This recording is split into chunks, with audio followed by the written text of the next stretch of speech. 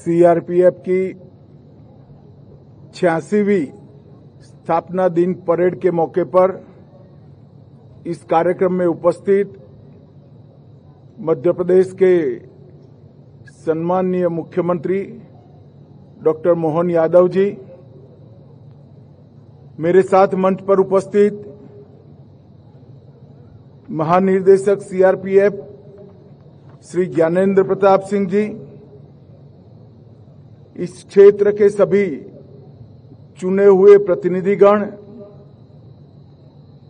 आज जिन्होंने इतनी शानदार परेड की है वो देश के अलग अलग हिस्से से आए हुए सीआरपीएफ के जवान और उपस्थित सभी सीआरपीएफ के परिवार को बहुत सम्मान सहित मैं प्रणाम कर मेरी बात की शुरुआत करना चाहता हूं। आज यहां आने से पहले सीआरपीएफ की स्थापना से अब तक 2264 जवानों ने अपना सर्वोच्च बलिदान अलग अलग मोर्चे पर देश की सुरक्षा के लिए दिया है। मैं वो सभी को कृतज्ञ राष्ट्र की ओर से सैल्यूट कर यहां आया हूं और वो सभी 2264 शहीदों के परिवारजनों को मैं कहना चाहता हूं कि आज देश 2047 में सर्वोच्च बनने की दिशा में आगे बढ़ रहा है। उसमें आपके परिवारजनों के ये बलिदान का बहुत बड़ा योगदान है। जबकि देश की आजादी की शताब्दी का सुवर्ण ग्रंथ लिखा जाएगा, सबसे पहले ये अमर शहीदों की वीरता की गाथा सुवर्णमयी अक्षरों से लिखी जाएगी, इसका मुझे पूरा विश्वास है। हमेशा सीआरपीएफ ने देश की एकता और अखंडता बनाए रखने के लिए अपना सर्वोच्च बलिदान देने में कोई कसर नहीं छोड़ी और इसीलिए जब भी देश में कहीं अशांति होती है और गृह मंत्री के नाते जब मुझे मालूम पड़ता है कि सीआरपीएफ का जवान वहां मौजूद है, मैं निश्चिंत होकर अपना बाकी काम करता हूं, क्योंकि मुझे भरोसा है कि सीआरपीएफ है तो विजय सीआरपीएफ के जवान की सुनिश्चित। भाइयों और बहनों, मोदी जी के सरकार दूसरी बार बनने के बाद 2019 में हमने निर्णय किया कि सभी सीएपीएफ का स्थापना दिन देश के अलग अलग हिस्सों में मनाया जाएगा। उसी के तहत आज ये वार्षिक परेड नीमच के अंदर मनाई जा रही है और आज यहां पर सीआरपीएफ के कई जवान, कई कार्मिक, उनको उनके उत्कृष्ट प्रदर्शन के लिए अलग अलग प्रकार के अलंकरणों से नवाजा गया है। मैं वो सभी को बहुत बहुत बधाई देना चाहता हूं। मित्रों, सीआरपीएफ का योगदान देश की सुरक्षा से अलग हटकर कोई देख ही नहीं सकता। चाहे कश्मीर की वादियों में आतंकवाद फैलाने वाले, नापाक इरादे रखने वाले आतंकियों के सामने जूझना हो, चाहे पूर्वोत्तर में शांति प्रस्थापित करने के लिए हमेशा तैनात रहना हो, और सबसे बड़ी बात पशुपति टू तिरुपति का एक हौसला रखने वाले दुर्दांत नक्सलियों को आज 4 जिलों में सिमट कर रख देना, इस सारे कारनामों में हमारे सीआरपीएफ के जवानों का बहुत बड़ा योगदान है। ढेर सारी पुस्तकें भी इनकी वीरता, इनकी कर्तव्यपरायणता, इनका हौसला और देशभक्ति की गाथा नहीं लिख सकती। इस सीआरपीएफ 1939 में क्राउन रिप्रेजेंटेटिव पुलिस के नाम से इसका गठन किया गया।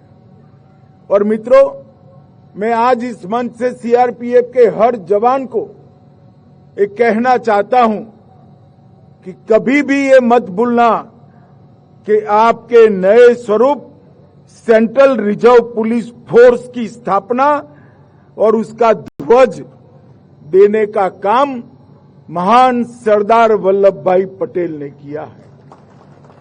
सरदार वल्लभ भाई पटेल ने न केवल सीआरपीएफ की स्थापना की, ध्वज दिया, उसके चार्टर को भी बहुत बखूबी से उन्होंने चिन्हित करने का काम किया और सरदार पटेल के ही दिखाए हुए रास्ते पर इतनी लंबी मजल एक गौरवमयी यात्रा सीआरपीएफ ने समाप्त की है और आज 248 बटालियन सहित 4 जोनल मुख्यालय, 21 सेक्टर मुख्यालय, 2 परिचालन सेक्टर मुख्यालय, 17 रेंज और 39 प्रशासनिक रेंज में लगभग 3 लाख जवान बटकर हर जगह पे देश की शांति और सुरक्षा के लिए काम कर रहे हैं। हमारा सीआरपीएफ इस देश का ही नहीं, पूरी दुनिया का सबसे बड़ा अर्धसैनिक बल होने का गौरव सीआरपीएफ को प्राप्त है। भाई और बहनों, 76 साल के आजादी के इतिहास में कई ऐसे मौके हैं जहां देश की आन बान शान को सीआरपीएफ के जवानों ने बचा कर रखा। लद्दाख के हॉट स्प्रिंग में 21 अक्टूबर 1959 में चीनी सेना का मुकाबला केवल कुछ चुनिंदा सीआरपीएफ के जवानों ने किया और सबने शहादत हासिल की। इसीलिए देश के सभी पुलिस बल प्रत्येक वर्ष 21 अक्टूबर को पुलिस स्मृति दिन के रूप में मनाते हैं और हमारे नेता और देश के प्रधानमंत्री नरेंद्र मोदी जी ने 2018 में देश भर के शहीद पुलिसकर्मी और सभी सीएपीएफ के जवानों की स्मृति में चाणक्यपुरी में राष्ट्रीय पुलिस स्मारक बनाकर इसको हॉट स्प्रिंग की शहादत को गर्व के साथ एक अमर स्वरूप देने का काम किया है। 1965 में कच्छ के रण में सरदार पोस्ट पर सीआरपीएफ के जवान तैनात थे। पाकिस्तान की सेना को मुंह तोड़ जवाब दिया और इसीलिए 9 अप्रैल को शौर्य दिन पूरा देश मनाता है। मित्रों, 2001 में हमारे लोकतंत्र की सबसे बड़ी पंचायत संसद भवन पर हमला हुआ, इसको भी नाकाम सीआरपीएफ के जवानों ने किया। 2005 में श्री राम जन्मभूमि पर आतंकी हमला हुआ, उसको भी निरस्त करने का काम सीआरपीएफ के जवानों ने किया और मंदिर को सुरक्षित रखा। भाइयों और बहनों, सबसे बड़ी कामयाबी सीआरपीएफ के इतिहास में लिखी जाएगी, वो अनेक सालों तक याद रखी जाएगी कि इस देश को नक्सलवाद से मुक्त करने में सीआरपीएफ ने बहुत बड़ा योगदान दिया है। आज भी दुर्दांत नक्सली भी जब उनको समाचार मिलते हैं कि कोबरा के जवान उनकी ओर गति से बढ़ रहे हैं तो उनकी रूह कांप जाती है। इस प्रकार का एक बहुत बड़ा शौर्य का परिचायक सीआरपीएफ की कोबरा बटालियन बनी है। मैं आज इस मंच से 86वीं परेड के दिन पर कोबरा बटालियन के सभी जवानों को हृदयपूर्वक बहुत बहुत शुभकामनाएं और शाबाशी देना चाहता हूं। आपके नेतृत्व में सीआरपीएफ के बाकी जवानों ने नक्सलवाद को समाप्त करने की दिशा में बहुत बड़ा योगदान दिया है और मैं आज आपको कहकर जाता हूं कि 31 मार्च 2026 इस देश में नक्सलवाद हमेशा के लिए समाप्त हो जाएगा। ये प्रण जो है वो आपके ही दम पर इस देश ने तय किया है। सीआरपीएफ के बगैर ये संभव नहीं है। धारा 370 हटाने के बाद कश्मीर के अंदर शांति बनाए रखनी हो या हर चुनाव को बहुत अच्छे तरीके से पारित कराना हो, हर जगह सीआरपीएफ के जवानों ने मन देकर सच्चे मन से ड्यूटी निभाने का काम किया है। और मैं एक बात निश्चित कहना चाहता हूं, धारा 370 हटने के बाद जब कश्मीर में विधानसभा के चुनाव हो रहे थे, बहुत सारी आशंकाएं हो रही थी, मगर मुझे गर्व है मेरे सीआरपीएफ और बाकी सुरक्षा बलों के जवानों ने इतनी सुरक्षा सुनिश्चित की कि एक बूथ को भी लूटने नहीं दिया और एक भी जगह गोली भी नहीं चलानी पड़ी। ये बहुत बड़ी उपलब्धि है। सीआरपीएफ ने विगत 5 साल में नक्सल क्षेत्र के अंदर 400 से ज्यादा फॉरवर्ड ऑपरेटिंग बेस स्थापित किए हैं और इसी का कारण है कि 10 साल में नक्सल हिंसा में 70% से ज्यादा कमी आई है और वो अब समाप्ति की ओर हम आगे बढ़ रहे हैं। वसुधैव कुटुंबकम हमारे देश के उपनिषदों का संस्कार है। संयुक्त राष्ट्र मिशनों के साथ श्रीलंका, हैती, कोसाओ, लिब्रिया कई जगह पे सीआरपीएफ के जवानों ने संयुक्त राष्ट्र संघ के मिशनों के साथ रहकर शांति प्रस्थापित करने का काम किया है और इसी का कारण है कि अब तक कुल 2708 विभिन्न पदक बल ने प्राप्त किए हैं।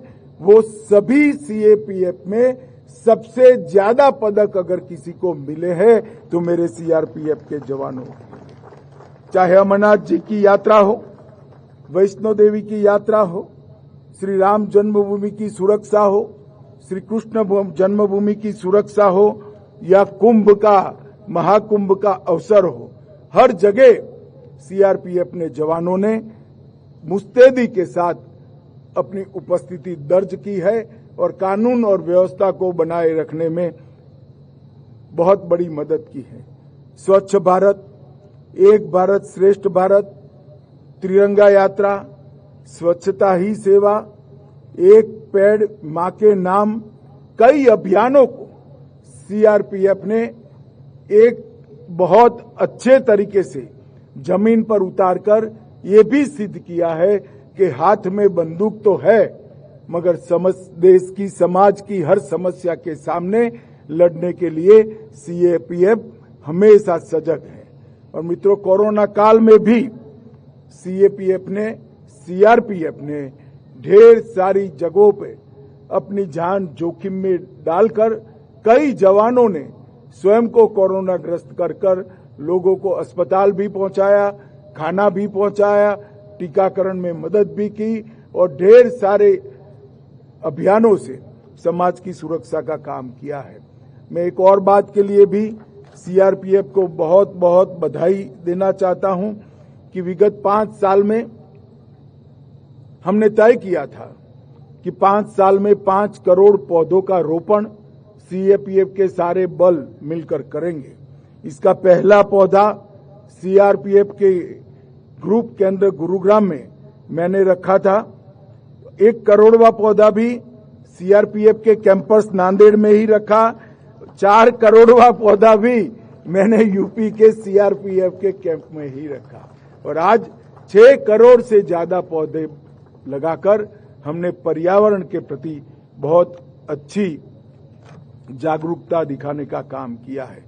मित्रों, नरेंद्र मोदी जी ने सीएपीएफ के कल्याण के लिए, हमारे जवानों के कल्याण के लिए कई सारे कदम उठाए हैं। देश भर के 7 दुर्गम क्षेत्रों में एयर कुरियर सर्विस को लागू किया गया और हाल ही में भारत सरकार ने वेतन और भत्ते में निरंतर सुधार हेतु 8वें वेतन आयोग का भी गठन किया है। हमने 42 लाख से अधिक आयुष्मान सीएपीएफ के कार्ड दिए हैं, जिसके तहत हजारों हॉस्पिटल आज सीएपीएफ कर्मी और उनके परिवारजनों के लिए उपलब्ध है। लगभग आवास योजना में हमने 9.5% सेटिस्फेक्शन रेशियो को बढ़ाया है। सीएपीएफ ई आवास वेब पोर्टल लॉन्च कर 6.5 लाख कर्मियों को खाली आवास देने के लिए हमने प्रयास किया और 1 लाख से अधिक आवास हमने आवंटित कर दिए हैं। अब बल में महिलाओं की भी भर्ती हो रही है। इनके लिए भी 124 महिला बैरक की अप्रूवल दी है। इसमें से 109 बन गई है और 450 बैरक बनाने का काम चालू करने का गृह मंत्रालय ने तय किया है। प्रधानमंत्री छात्रवृत्ति योजना, इसके तहत सीएपीएफ कर्मचारियों के बच्चों को अच्छे से पढ़ाई लिखाई करने की सुविधा, केंद्रीय अनुग्रह राशि को वैज्ञानिक बनाना, विकलांगता अनुग्रह राशि में 50% की वृद्धि करना और 119 मास्टर भंडार और 1794 सहायक भंडार के माध्यम से केंद्रीय पुलिस कल्याण भंडारों को भी हमने ज्यादा लोकाभिमुख बनाया है। मित्रों, आज आपकी भव्य, मनमोहक, डिसिप्लिन और शानदार परेड को देखकर किसी का भी मन वाह सीआरपीएफ बोल जाए, इस तरह से आपने परेड की तैयारी की है। मैं सभी को बहुत बहुत बधाई देना चाहता हूं और मैं आज आशा व्यक्त कर जाता हूं कि नरेंद्र मोदी जी की सरकार ने जो प्रण लिया है 31 मार्च 2026 को इस देश में एक भी जगह नक्सलवादी उत्पात करने वाले लोग नहीं होंगे। इसमें सीएपीएफ को और विशेषकर सीआरपीएफ और कोबरा बटालियन को बहुत बहुत सफलता मिलेगी। आप सबको अनंत अनंत शुभकामनाएं और शहीदों के प्रति श्रद्धा व्यक्त कर मेरी वाणी को विराम देता हूं। वंदे मातरम। धन्यवाद महोदय।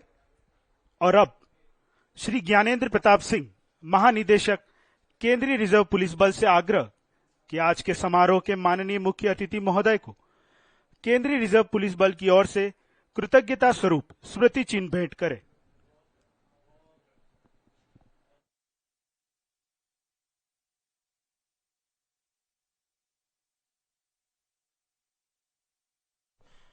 धन्यवाद।